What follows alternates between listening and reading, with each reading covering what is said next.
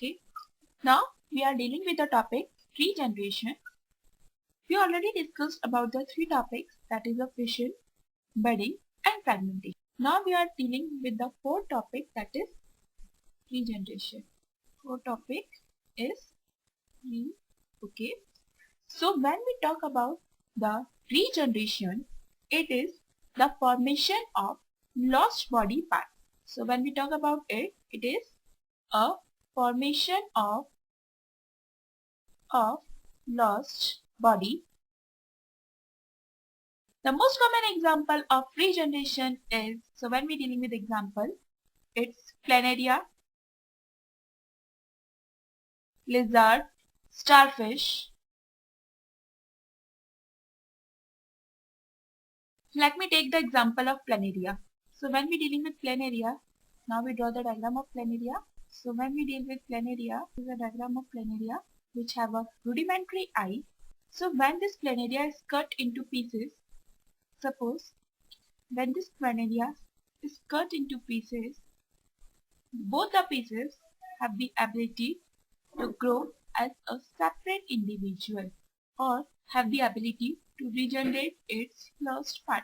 This one planaria, and this is another which also regain its lost body parts. So here we are dealing with the fragmentation. Now we are dealing with another topic about spore formation. Now we are dealing with another topic, that is spore formation. So when we talk about fifth topic, that is spore formation, which is mostly occurs in the fungus where the spores are formed inside the sporangia. Okay. So first here we discuss about the structure. We will draw the structure first. Sporangia for sporangia. Here this is rhizoids. This is rhizoids. First we will name it. This is known as sporangia. This is known as sporangia 4. This is known as rhizoids. During asexual reproduction, or we can say during the condition when the unfavorable conditions are there, the spores are formed inside the sporangium, which is a protective covering. So during unfavorable condition, what happens? Spores are formed inside the sporangium. The sporangium, spores are already formed. Here, too many spores are there. Sheet के अंदर spores हैं बहुत सारे. Finally, this is spores known as sporing spores. These are spores. Okay. And when the favorable conditions can, this sporangium burst and release their spores into the environment. This sporangium get burst.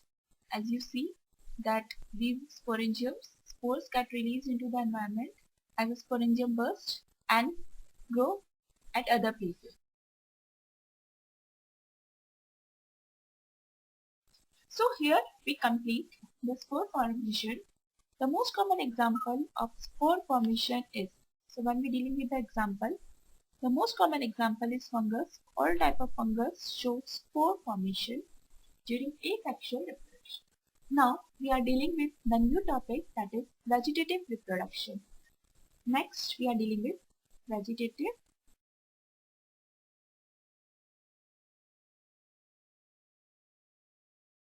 So when we deal about the vegetative propagation, it means we are dealing with the various types of plant parts. So the vegetative parts which we include here are, we are dealing with vegetative parts. The vegetative parts which we include here are stem, fruit, leaf, and the reproductive part of plant is flower. So when we talk about the vegetative reproduction, we are dealing mostly with two types of vegetative reproduction. It is of two types. First we are dealing with the natural, and the other one we are dealing is artificial. When we deal with the natural vegetative propagation involves the propagation which is present naturally. Like the example of natural propagation is stem. First, natural propagation occurred through stem. For example, potato that have eye buds. When we talk about root, Root example sweet potato. And when we talk about the leaves, the most common example is biophyllum. In biophyllum, when we talk about the biophyllum, these are the leaves. Here, some notches are present which further fall on the ground and grow as a separate individual. Okay. But when we talk about the artificial vegetative propagation, it will be done by various methods like it was first dealt by vegetative artificial propagation. First we are dealing with cutting. The most common example of cutting when we cut a plant and grow into soil. So when we talk about cutting, cutting is also of two types. So when we talk about cutting, it is also of two types, root cutting and shoot cutting, yani stem cutting.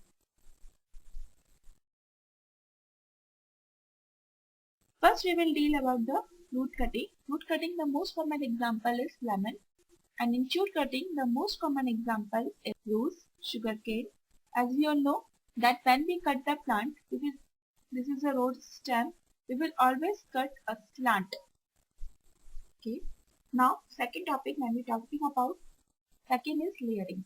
So when we deal about the layering it is a process in which growth of adventitious roots is initiated from stem.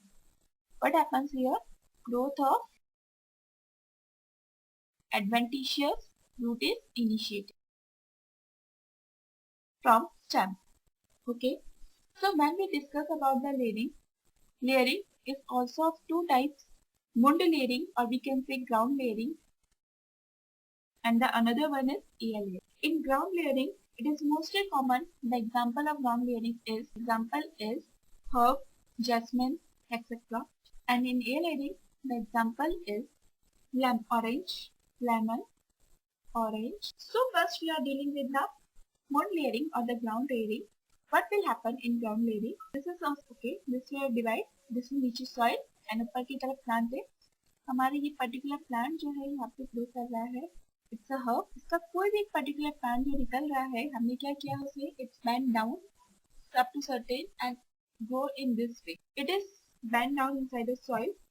From here, the adventitious roots are developed. What will happen? Any herb plant will take a soft stem and bend down and okay, bend down and उसको side के अंदर दबाएंगे. Then उसके बाद आपकी कुछ time के बाद after a certain time period the adventitious roots arises and then finally the new plant are detached from the parent plant. Finally it detached from the parent plant. Okay. Now when we talk about the air layering that is most occurring in the stems. So this is stem. Here first we will, what happens here? First we will scratch the stem and then some amount of soil is wrapped here, which is followed by a moist cotton and which is followed by the polythene bag. Here first we will put moist cotton. This is moist cotton and then further it is covered by a polythene bag. It is further covered by a polythene bag. After some time, after 2 or 3 months, what happens? The adventitious roots arise from here which grow as a separate individual. Next topic we are discussing about is dealing about the artificial vegetative propagation is grafting. Third topic is grafting. So when we deal about the grafting involves two parts. One is stalk and the other is scion. What will happen? Stalk and scion. The lower part which is attached to the ground, this is known as stalk and this is known as scion. Okay. So what happens? Plant with big stem. So when we choose the plant with a big stem, here the vascular bundles should overlap each other. Vascular bundles like xylem and phloem should overlap each other.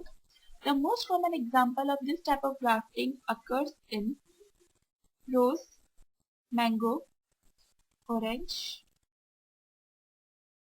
Here we are completed the topic that is vegetative propagation. Now we are dealing with a new topic that is sexual reproduction. Now we are dealing with the topic sexual reproduction.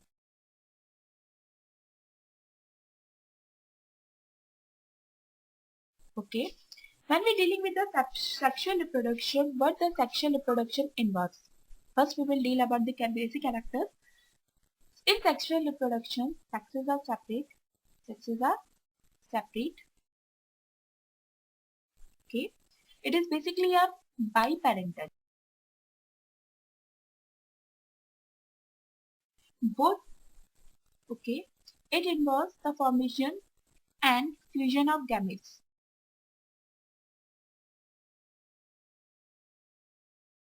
Here we are dealing with the sexual reproduction. This is a basic introduction of sexual reproduction where the sexes are separate. It is basically a biparental and the formation and fusion of gametes will occur. The most common example of sexual reproduction which occurs is both plants and animals. Now we are dealing with the topic that is a sexual reproduction in plants, or we can say sexual reproduction in flowering plants. In flowering, okay. So when we discuss about the sexual reproduction in flowering plants, first we will deal with the first we will draw a diagram of a flower. So flower is the pedicle, this is sepals. Here the structure of a flower. This is the structure of flower.